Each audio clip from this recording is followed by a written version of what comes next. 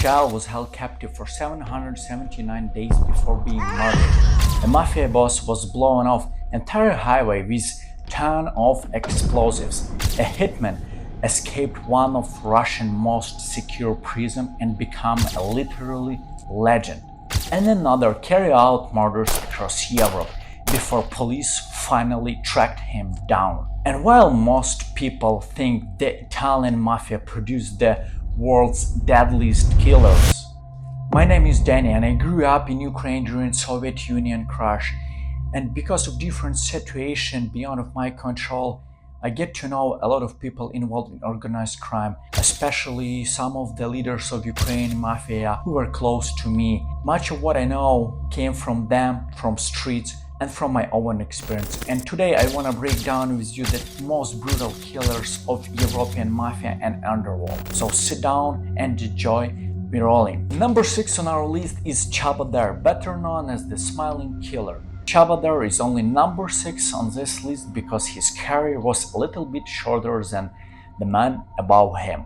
But make no mistakes, at his peak he was one of the most brutal contact killers operating in Europe. Born in Serbia and holding both Serbian and Hungarian citizenships, Dare spent years moving across borders, working for criminal networks connected to the drug trades. Police would eventually link him to murders in Serbia, Hungary, and the Netherlands. And what made him so dangerous was his ability to disappear. 1 month he was in Belgrade, the next he was in Budapest, then Amsterdam. By the time investigators connect the dots, another target was already dead. One of his infamous hits took place in Amsterdam in 2018.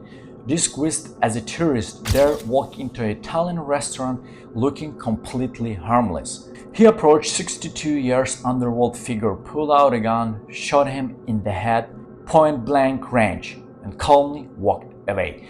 The entire execution was captured on CCTV's cameras. But that wasn't the murder that made him actually famous. A few months later, he lured a Hungarian drug dealer to a remote area outside Budapest, the pretense of a drug deal. The meeting was a trap. The dealer never left alive.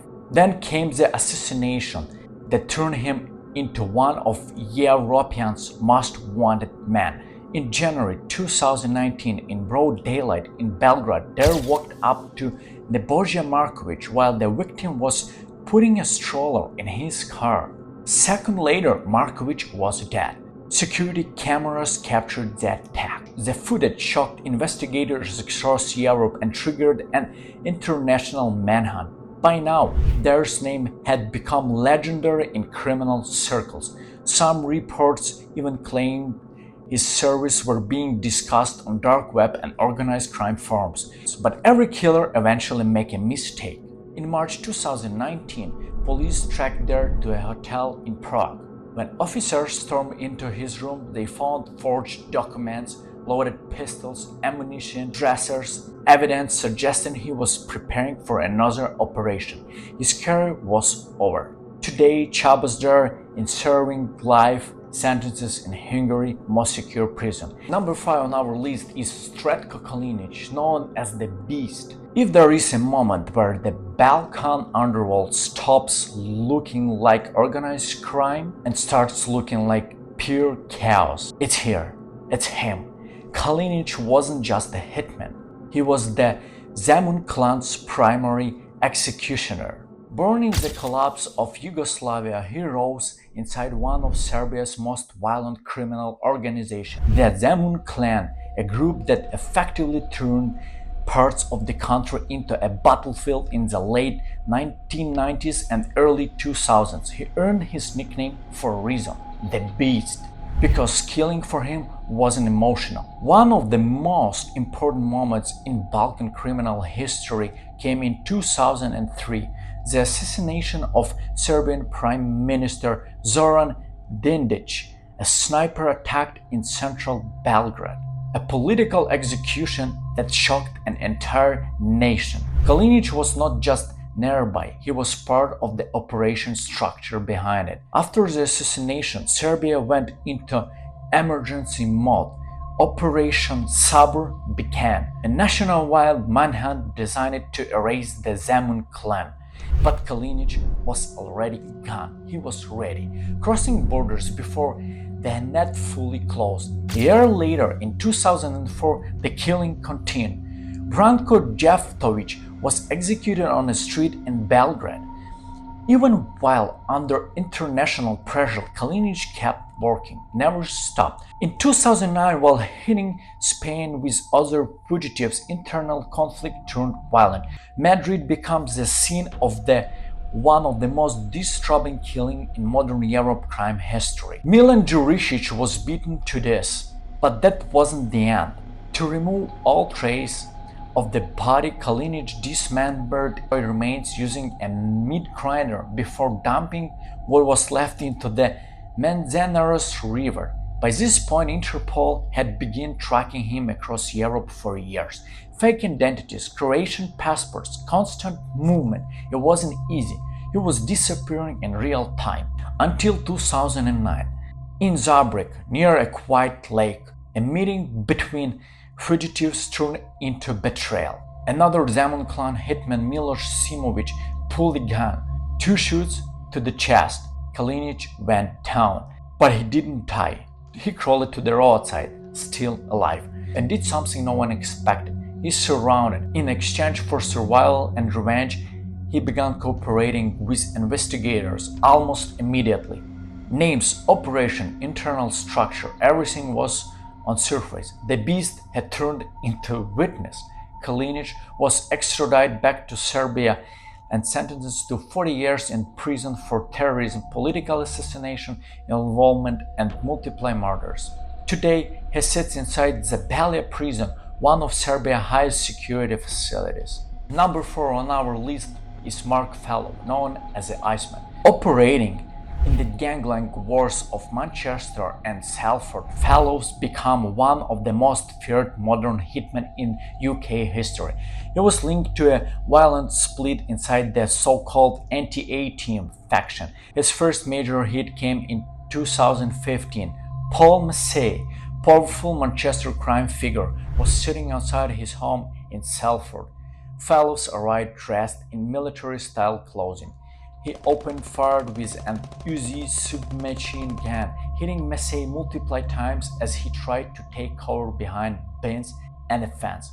Then he disappeared on a mountain bike. Then in 2018, the violence returned. John Kinsella, a well-known enforcer and close associate of Massey, was walking his dogs with his pregnant partner. Fallow approached again on bicycle, this time Wembley revolver. 2 shots to the back, Kinsella collapsed. Fallow stood over him and fired again into the head before cycling away like nothing had happened before. At this point, police had no solid witnesses, no confessions, and no clear suspect. The case was actually stuck until a mistake changed everything. After the Kinsella murder, investigators searched Fallow's home and seized a Garmin GPS running watch. At first, it looked useless. Then digital analysts recovered its data. Months before the Massey killing, the watch showed repeated runs through exact rural roads near Massey's home. It's just crazy. It matched CCTV footage of exactly same cyclist in the area. The alibi collapsed instantly. This wasn't street evidence anymore. It was digital proof. In 2019, Fallows was convicted and given a whole life sentence. No parole, no release, ever, forever. Even in prison, the violence followed him. While serving time in HMP Wakefield, he was later involved in a prison killing of a convicted child murderer. Now Mark Fallow sits in maximum security for life. And number 3, opening the professional, Alexei Shestubidov, known as Alyosha the Soldier. He's number 3 for a very specific reason, because in the world of chaotic killers he was something else. As I said, a professional. Born into a military family in Russia, Shestubidov was a former Soviet officer who carried battlefield discipline straight into the criminal underworld of the 1990s, even know his real identity. Only a code name, Alyosha the Soldier. His targets were never small-time figures, it was top-notch criminals. He was used for high-value assassinations inside Moscow criminal wars. In 1994, he was assassinated one of the most important hits of the decade, Ottari Kvantrashvili, a powerful and influential figure in both political and organized crime circles. On the day of the attack, Kvantrashvili left theater in Moscow. Shestubito was already in position. A sniper set up inside a nearby bathhouse window. One shot, Kvantrashvili dropped instantly. The case went cold for years, with investigators wrongly blaming other hitmen and killers, but Shestubito was already gone before anyone even understood what actually happened. In 1999, he carried out another operation, this time in Vologda. A rival gang leader was targeted inside a restaurant. The explosion killed the target instantly, but it also injured civilians nearby. Then came the most chilling moment of his career. A contractor, Boris Berezovsky, one of Russia's most powerful oligarchs, Shestubitov got into position. He reportedly had the target in sight, finger on the trigger, and then his phone started ringing. A last-second order, stand down. The target walked away. No explanation, just cancellation. That was how these networks work, instantly, super fast. For years, Shestubitov moved through the system using face identities, disguised and military-grade planning. He disappeared from the criminal world in 1999 as the Russian underworld began collapsing into internal wars. But he didn't stay invisible forever. In 2006, investigators finally identified him after informants inside criminal circles broke silence. He was arrested at Moscow hospital while visiting his father. In court, he was sentenced to 23 years in maximum security prison penal colony. Today, Shestubitov is still alive in prison, but unlike most hitmen on this list, he didn't disappear from history.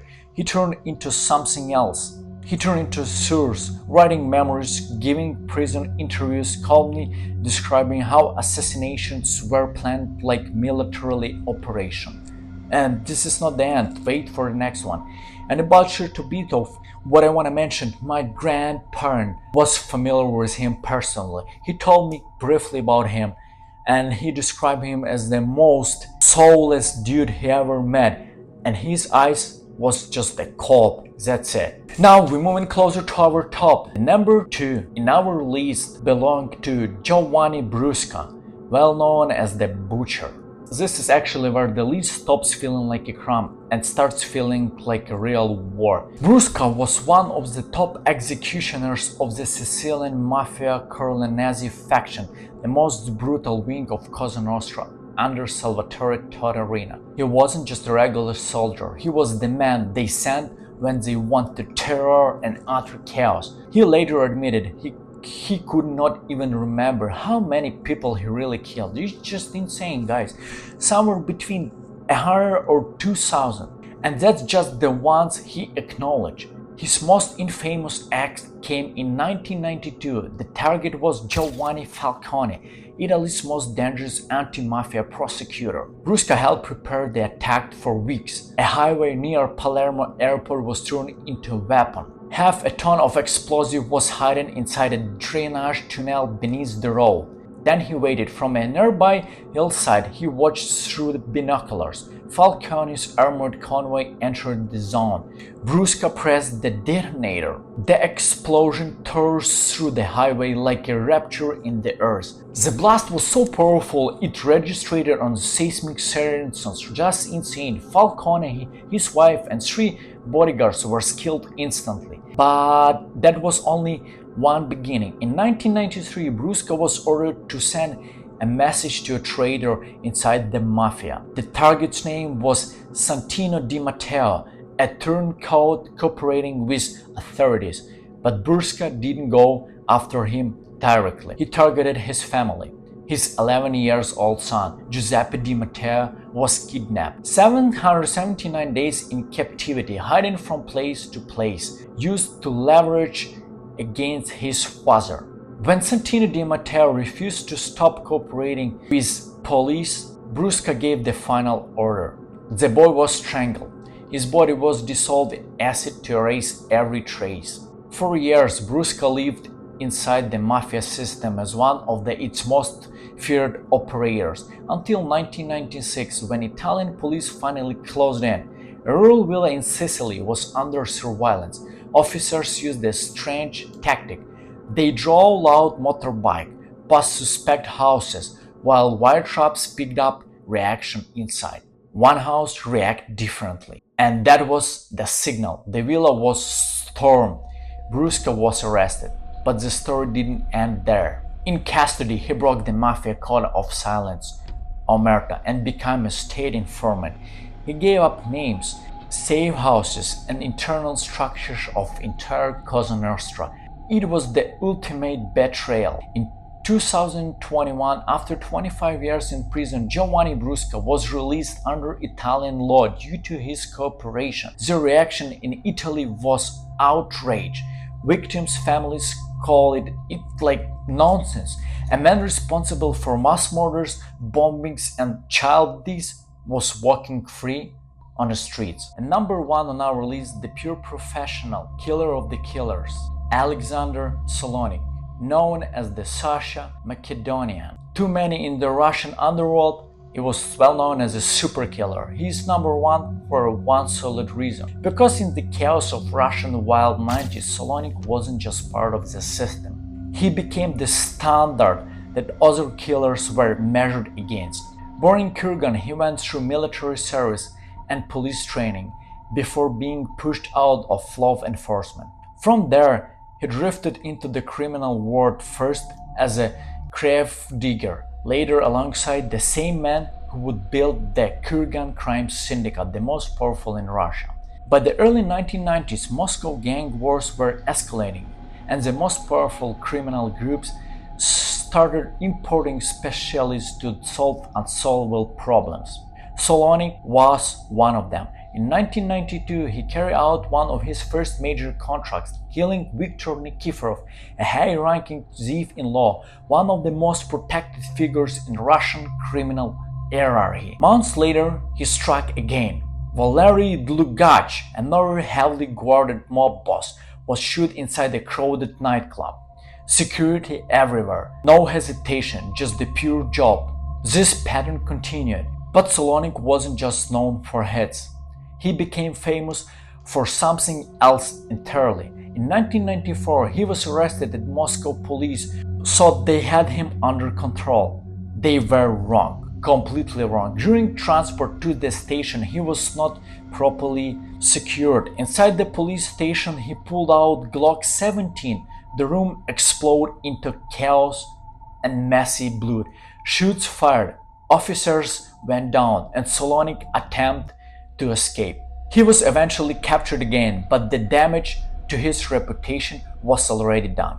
In 1995, he achieved something no one in Russia believed even possible. You know what? He escaped from Matrosskaya Tishina prison, one of the most secure facilities in the entire country. With the help of the Bride Guard, climbing equipment was smuggled in. Solonik and the guard rappelled down from the prison roof into waiting transport vehicles. He didn't just escape custody. He broke the system. He smashed the system. After that, Russia became too small for him. He flew to Greece under a false identity. There he built a new life in the shadows, luxury villas outside Athens, smuggling networks, and protection from Russian criminal contracts abroad. For a moment, it looked like he had become untouchable. But power always creates enemies. By 1997, internal conflict inside the Russian underworld turned against him. He was no longer an asset. He was a risk. A rival hitman, Alexander Pustovalov, was sent to Greece, entered Salonik villas, and ended the history quietly. Salonik was struggled and dumped outside Athens. He became number one because he escaped prison, survived wars, and redefined what a hitman could be in the post-Soviet world. Thanks for watching me. Please subscribe on my channel, hit the like button. See you in the next time.